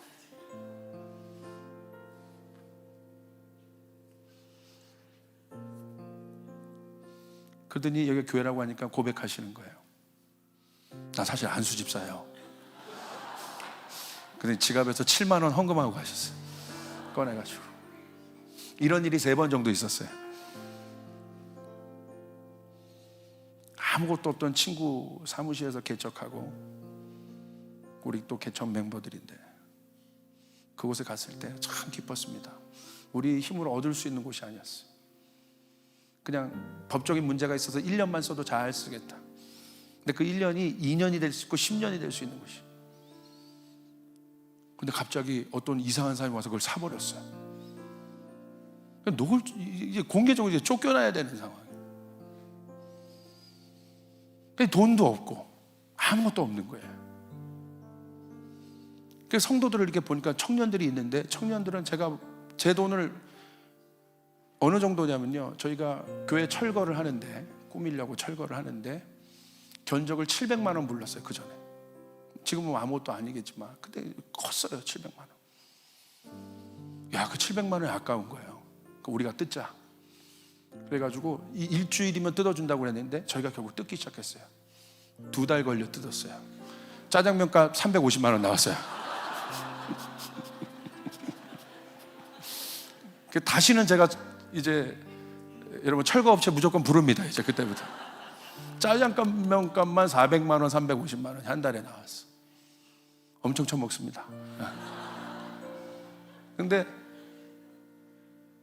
거기다 대고 법원에서는 뭔가 빨리 나가라고 독촉장이 오고 내 사무실에 가면 그런 게 올려 있고 누구한테 말할 사람도 없고 교인들에게 말도 못 하겠는 거야. 이거 얘기하면 다 떠날 것 같고. 금식을 하기 시작했어요. 저는 금식을 잘 못해요. 옛날에 하늘성기도원 가서 금식했다가 여러분 3일 전사님이 하라고 금식했는데 3일 동안 먹는 거 얘기만 하다가 나온 사람이에요. 3일 동안 먹는 거 얘기만 하다 나온 사람. 저는 요리 프로 하면 잘할 수 있어요. 맛있게 막 이러면서 먹는 거 못해. 근데 주님 하라 해서 21일 했어요. 근데 온전 금식 못해요. 저는 다니엘 금식 채소 먹으면서. 그러니까 제 정성인 거야. 그러니까 와이프가 어느 날 그러는 거야. 여보 그냥 밥 먹으면 안 돼? 채소값이 더 나와.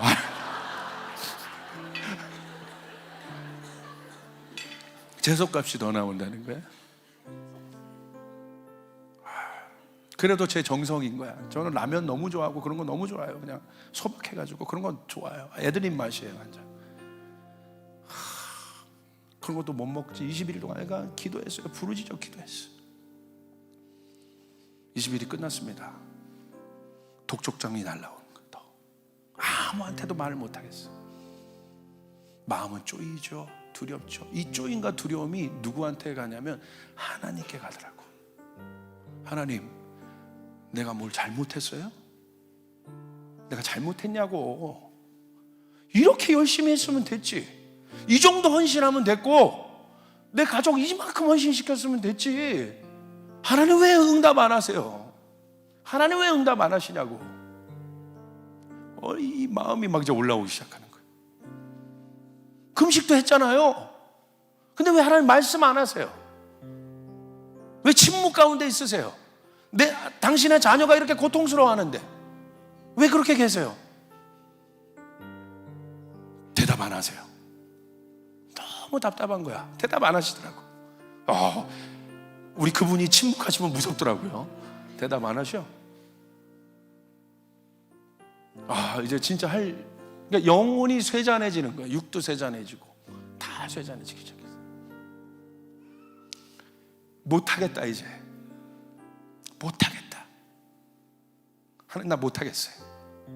저는 한 번도 제 평생 모토가 주님 앞에 열정을 갖고 달려가는 사람. 열정 빼면 저는 실체입니다.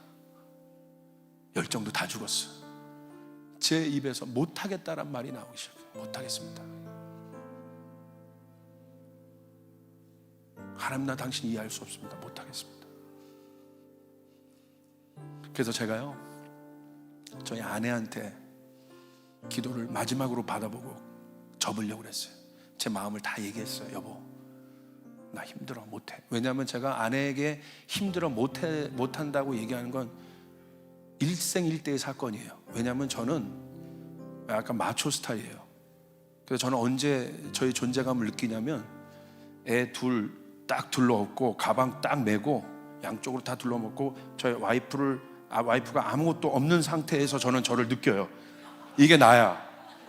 이게 난 거야. 나 리더고 내가 이 집의 가장이야. 뿌듯해요 막 지고 있을 때. 그러니까 뭔가 짐을 지어주는 걸 저는 굉장히 싫어하는 사람. 그런데 그런 제가 와이프한테 여보 처음으로 고백을 했어요. 나 못하겠다. 나 못하겠다. 너무 힘들어. 못 참겠어 이제. 못하겠어.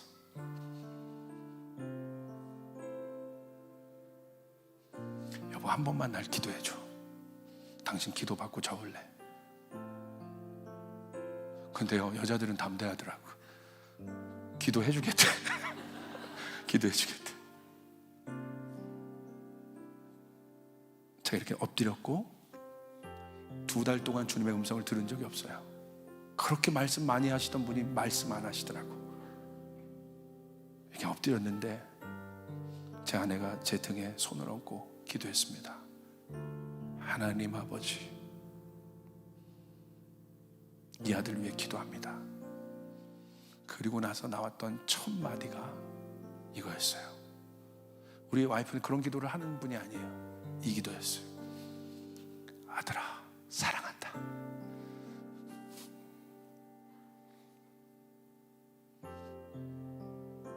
거기서 제가 터진 거예요. 왜냐하면 제가 듣고 싶었던 음성은 그거예요. 건물도 아니고 건물에 대한 해결도 아니에요. 하나님 나 사랑하고 있어요? 하나님 나 사랑하고 있어요? 하나님 나 지금 사랑하고 계신 거예요? 2달 만에 그 음성 한번 물었어요. 아들아 사랑한다. 근데 지금도 의문이에요. 왜 2달 만에 말씀하시는지. 그 2달 동안 그때 제가 막 하나님에 대한 그 듣고 싶었던 음성을 제가 막 소리내서 기도. 하나님 나 이 음성 듣고 싶었다고. 하나님 거기 계신 거 맞네요. 하나님의 음성 듣고 싶었다고. 그리고 나서 뭐 거기가 막 이제 개척교회 목사 부부의 어떤 그 뻔한 그 있잖아요. 서로 막 힘내자 막 이러면서.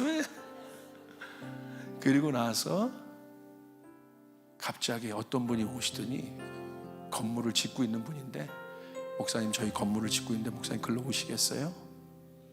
그 다음날 해결됐습니다. 할렐루야. 그 다음날 해결됐어요.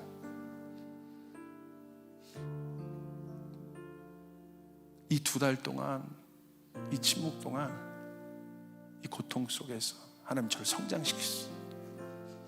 근데 이 성장의 끝, 이 고난의 끝이 뭐였냐? 하나님의 사랑이었던 거예요. 그곳으로 나를 이끄시더라고요. 이 십자가의 여러분 결말은 무엇이냐? 사랑인 것입니다. 사랑인 것입니다. 사랑이 모든 것을 해결하는 것입니다. 우리를 모든 것에서 자유케 하는 것입니다. 부탁드립니다. 이 십자가의 사랑을 마음에 새기시길 바랍니다. 이 십자가의 사랑을 마음에 새기시길 바랍니다. 아멘. 그 사랑이 우리 가운데. 수지선한 목자교회를 위해 기도하는데 주님이 저에게 주신 감동이 있어요. 잘 모르겠는데 여러분에게 이 마음을 선포하라고 했어요. 여러분, 나비가 누에 고치에 있을 때 이것을 벗어나는 게 굉장히 힘들지 않습니까? 힘들잖아요. 고통스러운 순간이잖아요. 근데 그 누에를 벗어난 나비는 다른 존재로 되어 있습니다. 그냥 제 감동입니다. 여러분은 이미 나비가 되셨습니다. 알 수 없지만 주님께서 많은 인내와 고난의 연단의 역사를 통해서, 그 십자가의 길을 통해서 여러분은 이미 아름다운 존재가 되어 있습니다. 여러분 이미 자유로운 존재가 되어 있습니다. 하나님 여러분을 통하여 영광을 받으실 것이에요. 하나님 여러분을 통하여 영광을 받으실 것이에요. 그러므로 아름답게 이제 날아가시길 바라요. 더 높은 차원을 위하여 날아가시길 바랍니다. 하나님 여러분의 교회를 높이 하실 것이에요. 존귀케 하실 것이에요. 이 십자가 자랑하시면서 그렇게 갈 수 있는 여러분 되시길 바랍니다. 우리 기도하겠습니다.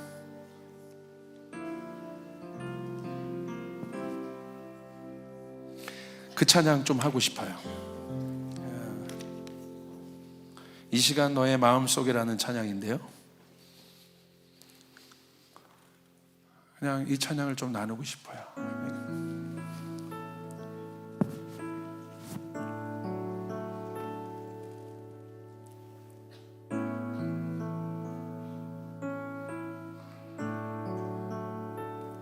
여러분의 삶 가운데 하나님의 사랑이 가득하길 바랍니다.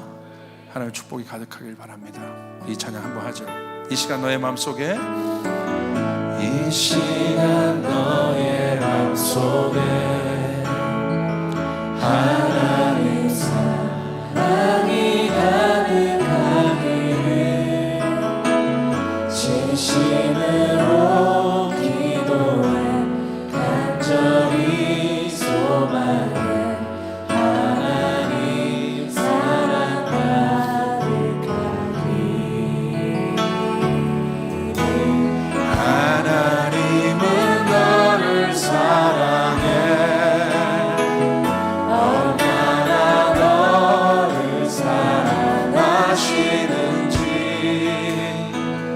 너를 위해 저 별을 만들고 세상을 만들고 아들을 보냈네. 오래전부터 널 위해 준비해.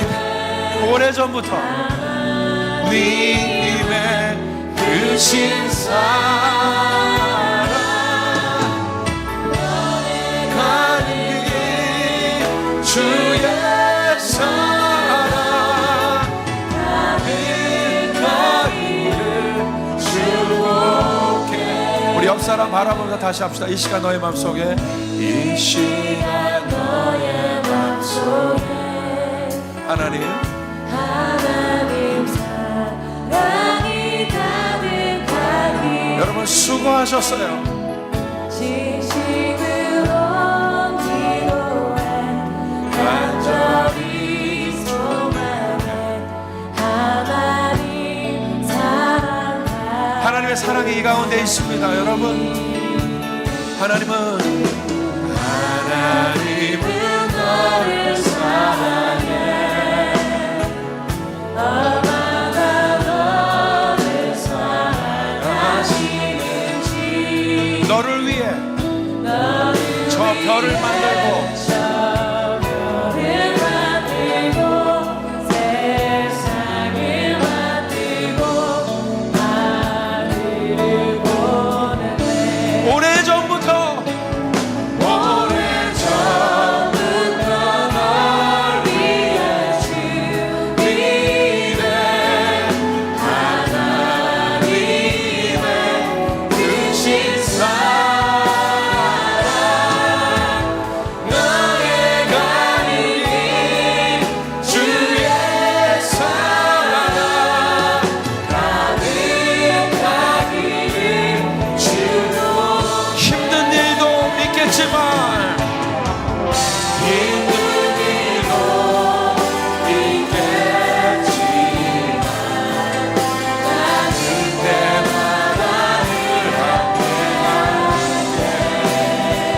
하나님 보이신 그 사랑으로 나 또한 너를 사랑해. 힘든 일도 있겠지만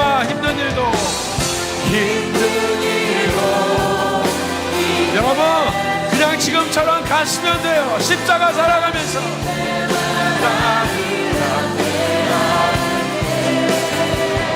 하나님 보이신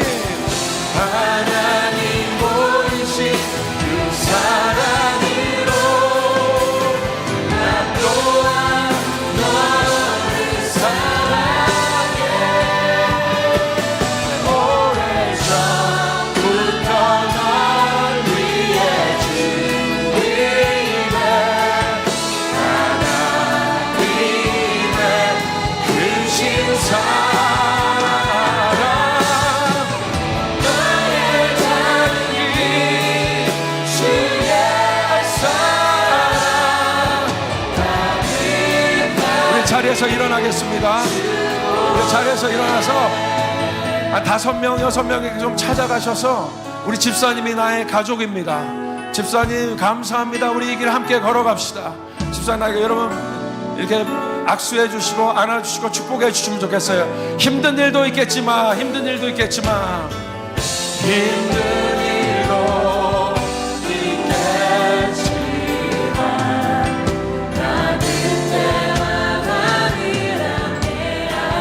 집사님 사랑합니다.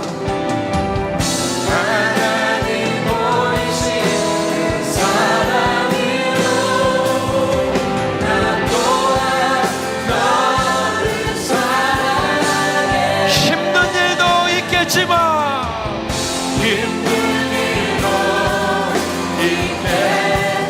하나님이 수지 선원 목자교회와 함께 하세요.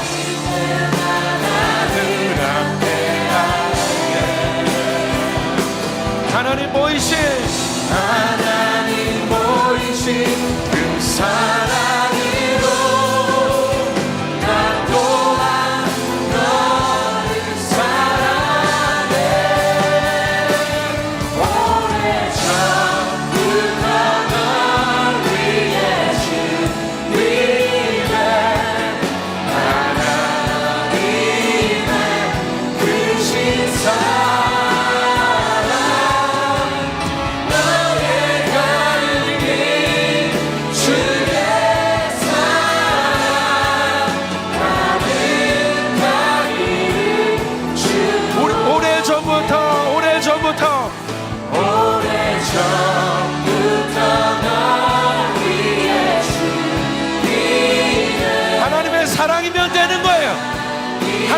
사랑이면 되는 거예요. 하나님의 사랑이면 되는 거예요.